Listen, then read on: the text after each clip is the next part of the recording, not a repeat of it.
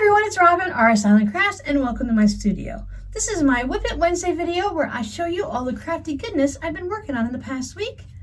And Miss Whiskers in the window. I have a couple little piles around here, so let's go ahead and get started. Thank you for watching my tutorial on how to make the drawstring carrot bags. I thought they were really fun and a quick, easy project to make for springtime, Easter, or just because. I finished my mini bolt quilt project here with my patrons. For this one, we learned how to make the project, and we also learned how to make hanging pockets. And I have a pencil that is hanging to hold mine up. You can use a dowel rod. That's what's really nice about small projects like this, is you can just hang it from a pencil or something simple like that, or just little tacky stuff, or any of the command strip type things. I think it turned out really great. This one is listed in my Etsy shop. I started working on April's Little Birdie Stitches block. I was trying to decide what kind of fabrics am I going to use, but if I keep waiting for me to do the fabrics, I will never get this finished. So I went ahead and started April's embroidery. Moved the pins so I don't stab myself so much. But this is the one that has the tree with the Easter eggs. I was looking at the one I did last time, and since I used the 6 strands of embroidery floss last time, I didn't do any of the Easter eggs. So there's no Easter eggs in the trees, and there's no Easter egg that's hanging down from the tail there. But there's that. So this one has 1, 2, 3 Easter eggs and the one from the tail. And since I'm doing 3 strands now, it shouldn't be a problem doing it. Plus I know now that just because I started with 6 strands, it doesn't mean I have to do every little bit of it with 6 strands. I can go ahead and drop down to the 3 that I have. And if that's too much, I can drop down to 2. And if I really wanted to, I can just use a fabric marker. I don't actually have to embroider it. I can add some fabric onto it and do it that way. So one day when I was finished here sewing and everything, I just brought out the light box and I traced them all for the entire year. But I wanted to show you that with this gray, I just love the way that blue looks with it. So I think a blue, and this is a Quicksilver from Kona, I believe it's Quicksilver, and I believe it's Kona. Picked that up at Joann's. So I was thinking that the gray and that blue would make a really nice quilt. Now I know there is the Detroit Lions football team. I believe they're blue and gray or blue and silver. But as I was tracing these out, I just thought, wow, they look really nice with the blue on there. So this would look even nice if you want to decide to do, like, you know, there's red work where you do red floss, and there's black work where you do black floss. Who says you can't do blue work? And I think there might be a blue work, but you can just use the same color for everything. Now granted, this is October, so you might not want to do it all in blue, but you could. If your entire quilt was all done in one color, I think it would look really nice. I've always liked the red work ones, but I like the blue better. Like when you're writing with a pen, back in school you only had the choice of blue or black. Well, in red, I always liked the blue ink better. So now when I just have like 5 or 10 minutes, I've pulled out the floss for the entire thing. I'm going with this one, I think is like the darkest. It's like a plum, and the rest of them are more, not pastel, but a little bit of the brighter, lighter colors. So I can just pull it out and just work one strand of it. Just work 3 stitches, it doesn't matter. I have everything ready and I can just pull it out and work on it for a couple minutes. When I did it the first year, I used the jelly roll, so all of my blocks, the borders are all the same. But on this one, I'm going to match the borders to the fabric or to the holiday. So with Halloween, I'll put Halloween fabrics around, and Christmas will get Christmas. I have plenty of fall ones for November's Thanksgiving. So I just need to go through my colored scrap bins and see what I can find for this month's. And I'm not going to worry about it, since each month is going to get finished off individually. I'd like to finish March's off before March is over, but since tomorrow is the last day of March, I really don't think that's going to happen. So maybe I should start with April, and I probably should work a month ahead, and instead of doing April's, I should do May in April's, and then that way by the end of April, maze will be complete and I can enjoy it for the entire month. So I might have to rethink my process a little bit. I finished the little berry tote. I also finished the flamingo tote, and I bring them both out together just to show you the size difference between the two of them. Now this little berry tote, all the measurements, these are both in my Etsy shop. Well, this one will be by the time you see it, hopefully. They are going to be listed in the listings, all the measurements, words today. It's going to be one of those things. I ran errands all morning, spent some time at City Hall, so now my brain is a little bit fried today. I'm sorry. So just bear with me and we'll get through it okay. So this guy measures about 9 inches tall and about 10 inches wide, and I think that's a pretty good size. It's a cute little thing. I don't quite have the bottom measurement worked out, so I think it works for this bag. It's fine, but I think it's a little skimpy down there. Well, I like the bottoms to show a little bit more, so either to have all of this fabric go all the way down and not have a contrast bottom, or to make the contrast bottom come up a little bit higher. I know now what it's going to look like in the finished product, so I can change the next one up if I'd like. So the flamingo is about 13 inches tall, and I think it's like 14 or 15 inches wide, so that shows you the size difference between this guy and this guy. This one is a really cute, I just need to take a couple things and run to the store, or it'd be great for, it really looks like a Bible size to me, like it would fit a Bible nicely, or something for a younger girl, maybe like since Easter's coming, not this one particularly probably, but I know a lot of the younger girls like to have a purse for Easter, so that would be really cute in that size. And then you come back to your big monster tote to carry all of your extra stuff. Now, if you're anything like my kids, if your daughter's carrying one of these, eventually she's going to be like, I don't want to carry my purse anymore. Here, Mom, you hold it. Well, it fits right back into your big tote bag, and you can carry everybody's stuff still. So the only thing I think I would like to change on this one, besides the bottom right there, so I shouldn't say the only thing because I do have one more thing I'd like to change. I want to show you what the inside looks like. Now I use the measurements that I use for all of my tote bags for the bigger size to where to put the pockets, and I generally put them 3 inches down. But the 3 inches down on here, I feel like it brought it down a little too far.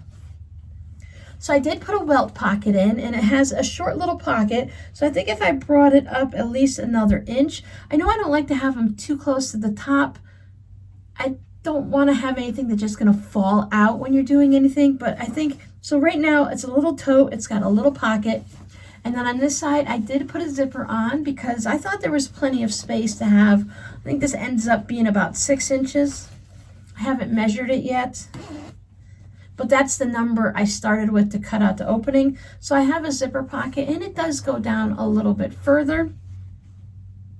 So I think bringing these up a little bit higher would work for the smaller tote, because when you peek inside, you see how far down it is from the top, and I think that's just a little bit too far for the small tote.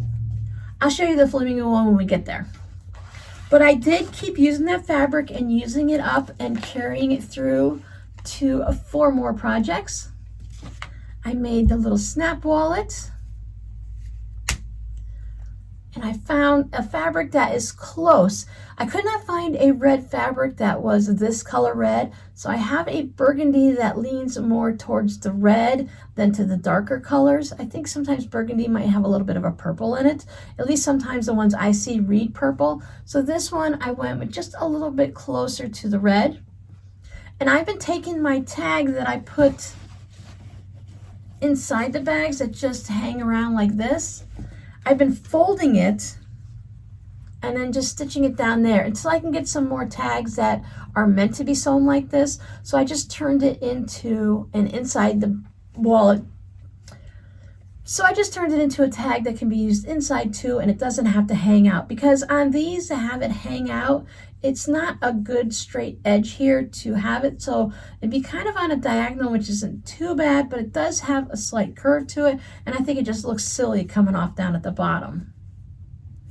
It's easy to stitch onto the pockets. I've done it up here a few times, but if I don't do it ahead of time, the stitching shows. So I just thought that would be a fine spot. This is the gray that matches down there, And this gray is the same one that I used in the lining, which is the same one from my birdie stitches, because if you've got the fabric out on the table, you may as well use it for everything. I made a little zipper pouch, enough fabric for both sides, dark gray zipper to match with a white lining, and a nice red tassel. Again, it doesn't match. It looks a little bit better in the camera than in person. This red is a little more, I don't know, I almost want to say it has a little bit of an orange tint to it, but it's a little bit more peachy orange, peachy red versus the burgundy. And I made a nice long key fob. It's about 7.5 inches. I think I might have shown this to you guys already. So it has just a little bit of gray accent on it where I thought I was going to have much more, but it works fine. So on the inside, you can see a little bit of the berry fabric that comes through, a little gray there with the rose gold hardware, and a fabric postcard, because why not? You've got to have a fabric postcard to match. So these will be listed in the shop as soon as I'm done with the video today, hopefully. They're all listed under the same listing. You just pick down on the drop down menu. The way I have it is I have the pictures matching the word. So if you're looking and you see, like say there's 2 zipper pouches and you don't really know which one is which, when you go to the drop down menu, and if I have my pictures connected to each item, you can see like mini wallet,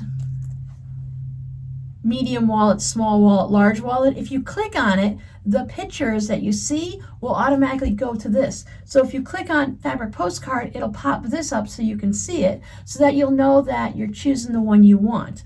Most of the time it doesn't matter, but I'll show you in the flamingos where there are a couple pouches and fabric postcards that look similar, and they're just a little bit different. So when you click on it, it'll tell you, and then you can check the description to see the measurements for everything. Everything is all listed in one, but I label it however I label it in the drop down. So if it says small wallet or small zipper pouch, you can see small zipper pouch. If it says diagonal postcard, then you'll know which is which. All the postcards are the same, so I guess that doesn't matter. Everybody is tucked away nice and neat. I just think this is so cute. I'll definitely be making more in this size. I really like this in just the one fabric, but I want to see what it's going to look like when it's a little bit scrappy. So that leads us to the big guy or the big girl, the Flamingo quilted tote bag. So the bricks came out really well. I do like the way it looks, but I think next time, somebody mentioned that when they do their bricks, they do it at 1/3, and I think I would like that a little better. I don't know how happy I am the way, you know, you can see everything lined up. I think maybe 1/3 and then 1/2 and then 3/4 or 2/3 and 1/3 and all of that stuff. I think offsetting each one differently so that it doesn't line up, and that may be just me just being nitpicky. Some of the fabrics will stand out more, so it's like you see this line more than you see this one, and I think it's just maybe because they're both dark and because they're both black in a row that you notice it more than like with the black one and a pink.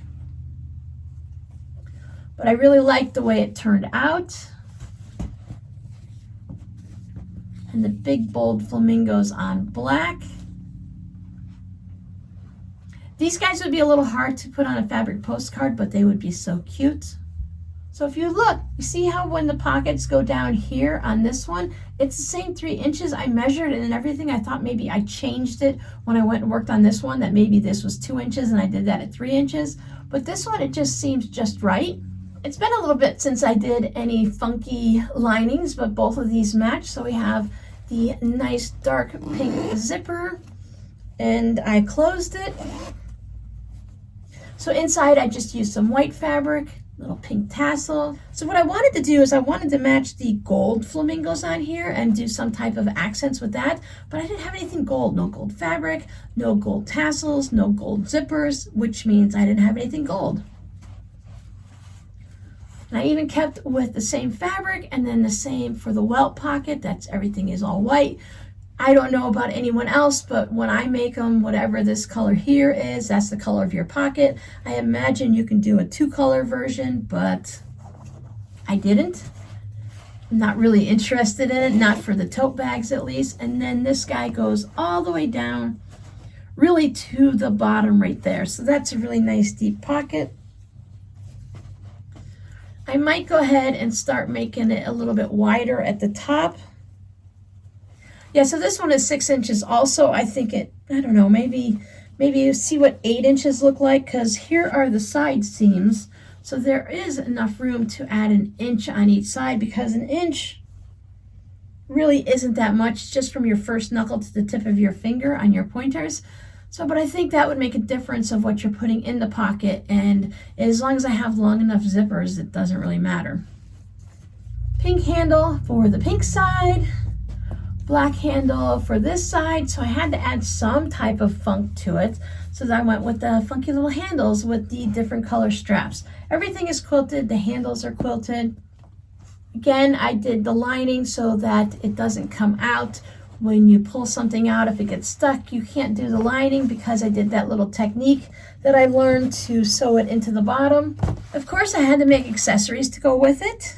So with this side of the tote, I used just about all of the fabric up. I used a little bit here and there in a fabric postcard, but for the most part, I used some bits here and then there, and that's it. So there wasn't any more. So I had to use other Flamingo fabrics. So while this one has all the same fabrics, this one has the same theme. So you have this Flamingo wallet, and there's the flamingos there. So when you do this, they're upside down on the back to be able to get it to look nice on the front. Unfortunately, that's the way it looks. And I did all pinks, and there is another flamingo, and you can see I did it again with the label right there. So I have 2 zipper pouches, one for coins and one that's a little bit larger. I think everybody has some type of white fabric inside. Even if the fabric is different on the inside, it's all white. So this is the same fabric as the lining, and they have their little pink tassels. So you can see the little tags on the side here. Then I thought this fabric was really pretty. It has a couple different colors, like this guy here looks a little darker than this one, and maybe it's just a misprint. So these are a little different. Some of them have wing feathers and some of them are plain. A nice light pink zipper and white on the inside, with a pink tassel, of course. I didn't use all of my pink tassels, but I did put a little bit of a dent in it. So I think I only used 4, that's not too bad. But that fabric is really pretty. When I trimmed this bag, I trimmed, I think, a good chunk off of either the side or the top, and I used that for the key fob. So this has already been pre-quilted, and I just added this pink fabric.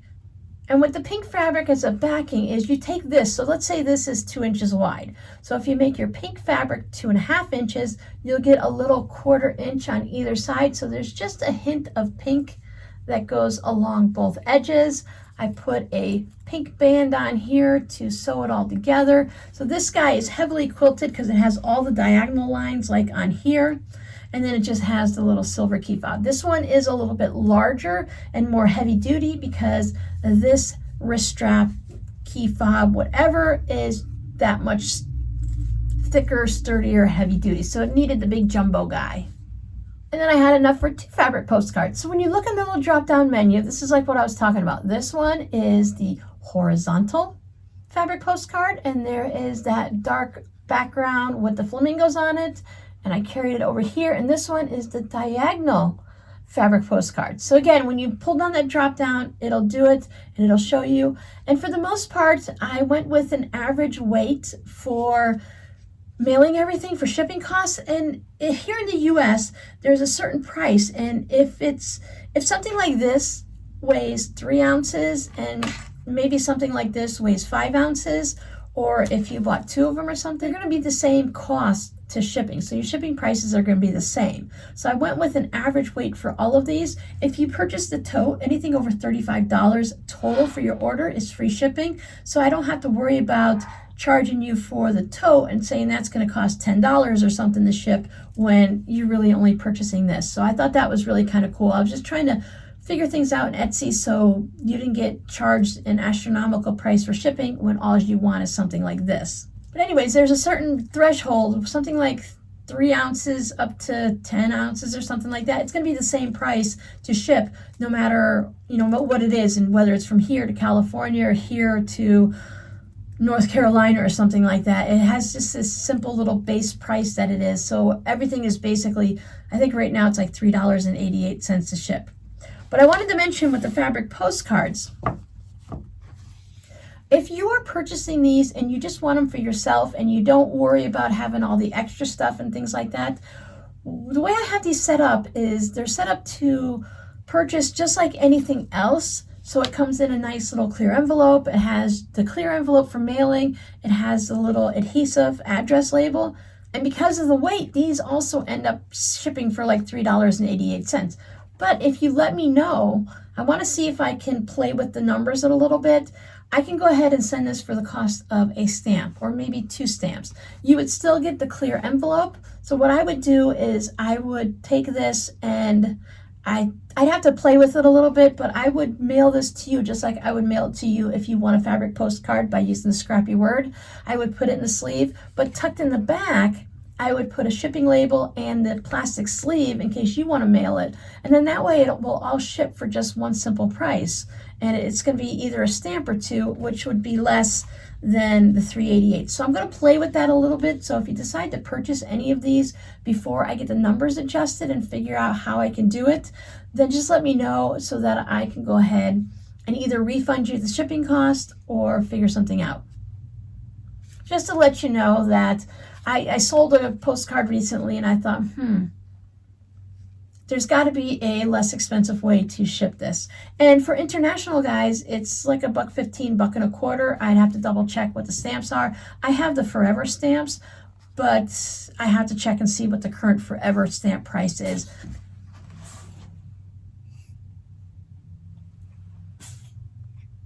Whiskers is sneezing. She scared me. There's the catch chair that they use as a step stool. I usually move it out of the video, so when Whiskers got out of the window, I went ahead and moved it.